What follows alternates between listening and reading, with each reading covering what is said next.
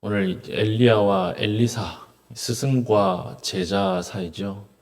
이제 스승의 사역이 제자에게로 승계되는 그런 내용을 기록하고 있습니다. 엘리사와 엘리야라고 하는 것은요, 이스라엘 선지자 중에 이제 두 부류가 있어요. 두 부류. 선지자를 무엇으로 나누냐 하면 책을 썼는가 쓰지 않았는가 그걸로 나눕니다. 그래서 책을 쓴 선지자는 서전 선지자 이렇게 이야기를 하고, 엘리야 엘리사는 책이 없어요. 엘리사서 이런 거 없잖아요. 엘리야서 없죠. 이런 사람들은 구전 선지자 이렇게 부릅니다. 그러면 구전 선지자가 이스라엘 역사 속에서 책으로 전승되지 않고 이부에서 입으로만 전승이 되었는데 왜 열왕기 하에 들어가 있을까요? 열왕기 하는 이스라엘이 포로로 끌려가서 다시 돌아온 후에 쓴 성경입니다. 그러니까 포로에 잡혀갔던 이스라엘 백성들이 우리가 왜 끌려가서 나라가 망하게 됐을까? 깊은 역사적 고민을 했겠죠.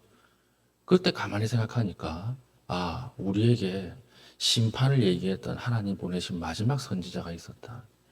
그 선지자의 말을 듣지 않았기 때문에 망한 것이다. 그래서 이스라엘이 포로로 끌려간 역사관을 가지고 왕조사를 다시 재구성하기 시작하는 거예요. 그게 열왕기상, 열왕기하입니다. 그때 그 선지자가 있었어. 그 선지자의 말을 우리가 듣지 않았고 하나님의 말씀을 배척했기 때문에 이미 그때 심판이 선언되었구나. 그때 하나님의 마음이 결정되었구나. 이걸 깊이 깨닫고 난 이후에 오늘 열왕기하 이 장면에 엘리야와 엘리사 내용을 삽입을 한 것입니다. 오늘 보면 스승 엘리야는 자신이 죽지 않을 걸 알았던 것 같아요. 하나님이 자기의 죽음까지도 이스라엘의 어떤 하나님 말씀을 대언하는 장면으로 사용하실 것이다 라고 하는 것을 생전에 미리 알고 있었고, 이것을 엘리야의 제자들도 다 알고 있었던 것 같습니다. 그래서 5절 보면 여리고에 있는 선지자의 제자들이 엘리사에게 나아와 이르되 여호와께서 오늘 당신의 선생을 당신의 머리 위로 데려가실 줄을 아시나이까 하니, 엘리사가 이르되 나도 아노니 너희는 잠잠하라 이렇게 얘기하고 있죠. 그러니까 엘리야도 자기의 죽음을 알았고 엘리사도 그걸 알았고 선지 제자들도 다 알았던 것 같아요. 그러니까 엘리야가 오늘 선생님이 돌아가시고 하늘로 들려 올라갈 것인데 그가 아십니까? 이렇게 물어보는 거예요. 그리고 실제로 하나님이 데려가시죠. 이제 죽을 걸 알기 때문에 스승이 죽기 전에 제자인 엘리사가 죽으라고 쫓아다닙니다. 이제 올라가면 못 보기 때문에 죽으라고 따라다녀요. 어디를 따라다니냐면 특별히 세 가지 장소가 오늘 강조되고 있어요. 첫 번째가 길갈, 두 번째가 베델, 세 번째가 여리고. 길갈, 베델, 여리고는 왜 특별히 이 지명이 강조되어서 나올까요? 이 하나님의 사인이에요. 길갈이라고 하는 곳은 할례를 행한 곳이죠. 할례를 행한 곳. 적진이 바로 앞에 보이는데 이스라엘 200만 명 중에 남자만 60만이 할례를 받아서 누워 있습니다. 이건 자살행위거든요. 그렇지 않겠습니까? 적진이 바로 보이는데 비무장 상태로 움직이지 못하고 남성이 누워 있다. 이건 그냥 죽겠다는 말이죠. 그런데 이 길갈에서 할례를 행해요. 이건 신앙 고백이었어요. 하나님이 주시는 이 땅은 전쟁으로 승리하는 것이 아니라 오직 순종으로 승리한다라고 하는 그 거대한 신앙 고백이 길갈에서 이루어진 것입니다. 그리고 베델은 어디입니까? 베델은 전쟁에서 실패한 장소죠. 실패한 장소. 아이성이라고 하는 작은 성을 불순종으로 인해서 정복하지 못하잖아요. 그리고 여리고는 어디입니까? 큰 승리를 맛보았던 곳이에요. 여리고성을 넘어뜨릴 때 창과 칼로 승리를 하는 것이 아니라 무엇으로 승리해요? 믿음으로 승리하잖아요. 그러니까 오늘 이 지역은요, 출애굽 이후에 광야에서부터 이스라엘로 들어오는 여정을 지금 엘리야와 엘리사가 가고 있는 것인데, 이것은 무슨 내용이냐면 하나님이 이 땅을 어떻게 주셨는가를 보여주는 거예요. 엘리사에게. 철저하게 믿음으로 순종하면 땅을 얻을 것이고 하나님의 말씀을 불순종하면 죽음과 저주와 축출이 있을 것이다. 이것을 제자인 엘리사에게 직접 데리고 다니면서 보여주는 것입니다. 이 세 땅이 순종과 불순종을 철저하게 훈련시켰던 땅이거든요. 그래서 오늘 이 세 개의 땅이 등장하고 있는 거예요. 그리고 마지막에 어디로 나아갑니까? 요단강을 건너서 나가요. 요단강을 건너서 나가는데 요단강을 들어올 때 요단강이 갈라지면서 들어왔잖아요. 이스라엘 홍해를 한 번도 체험해보지 못한 광야 2세대들에게 홍해 사건을 재현시켰던 거예요. 하나님이. 홍해 사건을 재현시키면서 똑같이 물을 가르는 방식으로 하나님의 약속의 땅으로 들어오게 만드시는 거거든요. 오늘 이 사건을 똑같이 행합니다. 엘리야가. 물을 쳐서 갈라서 나가죠. 지금 이 경로는 어느 경로예요? 이스라엘이 출애굽해서 들어왔던 경로를 역으로 해서 나가는 거예요. 이건 무슨 상징일까요? 하나님의 영광이 이제는 이스라엘을 떠났다라고 하는 상징이에요. 이스라엘은 워낙 불순종하고 워낙 하나님 말을 듣지 않으니까 하나님의 영광이 이제는 출애굽을 해서 들어왔던 경로를 그대로 따라서 나간다. 이걸 상징적으로 보여주는 것입니다. 하나님 영광이 떠났다. 이제는 하나님의 은혜가 이스라엘을 다스리는 것이 아니라 철저하게 차가운 역사의 수레바퀴 속에서 이제 힘의 논리 안에서 이스라엘은 망하게 될 것이다.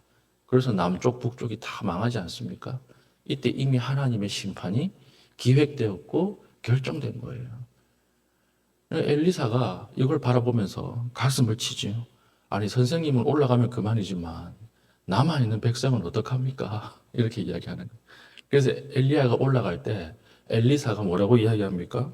보면 선생님을 향해서 뭐라고 이야기하냐면 12절 보면 엘리사가 보고 소리 지르되 내 아버지여 내 아버지여 이스라엘의 병거와 그 마병이여 하더니 엘리야 한 사람, 스승 한 사람이 이스라엘의 국방력이었다는 거예요. 국방력.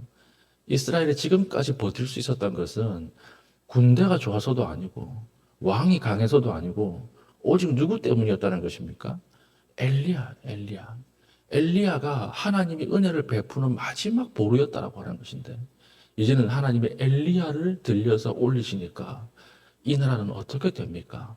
하나님 백성은 어떻게 되는 것입니까? 그러면서 본인이 구하지 않습니까? 엘리야가 그래 뭐 할 말 있으면 해봐라 이렇게 얘기하니까 엘리사가 뭘 구해요? 수많은 기도 중에서 당신에게 임한 성령의 영감보다 갑절의 영감을 저에게 주십시오 할 때 이 갑절의 영감은 신명기적 해석을 해야 돼요. 갑절이라고 하는 것은 2배 더 주세요라는 말이 아니라 장자권을 이야기합니다.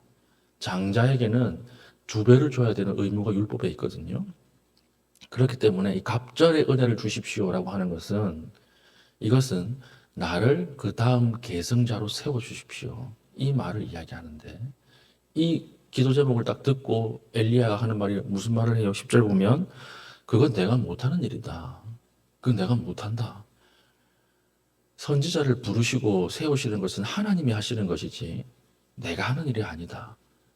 이렇게 딱 끝내면서 묘한 이야기를 해요. 그러나 이렇게 이야기를 하면서 10절 볼까요? 이르되 내가 어려운 일을 구하는도다. 그러나 나를 내게서 데려가시는 것을 내가 보면 그 일이 내게 이루어지려니와 그렇지 아니하면 이루어지지 아니하리라 하고 내가 이제 회오리 바람에 쌓여서 하늘로 올라갈 것인데 그걸 끝까지 눈을 부릅뜨고 지켜봐라.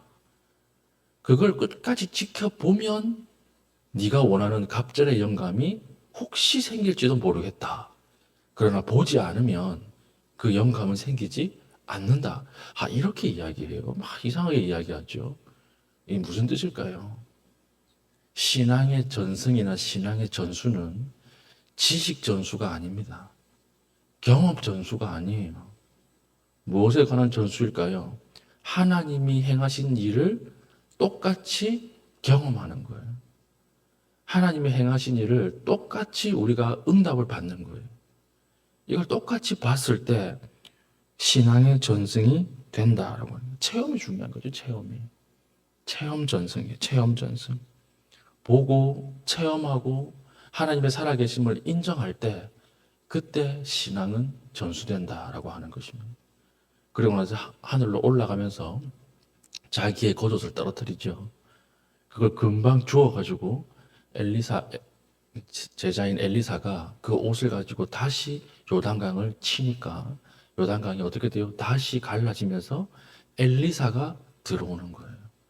이건 무엇을 상징하는 걸까요? 하나님이 떠나갔던 임재가 엘리사를 통해서 부분적으로 다시 들어오신 거예요.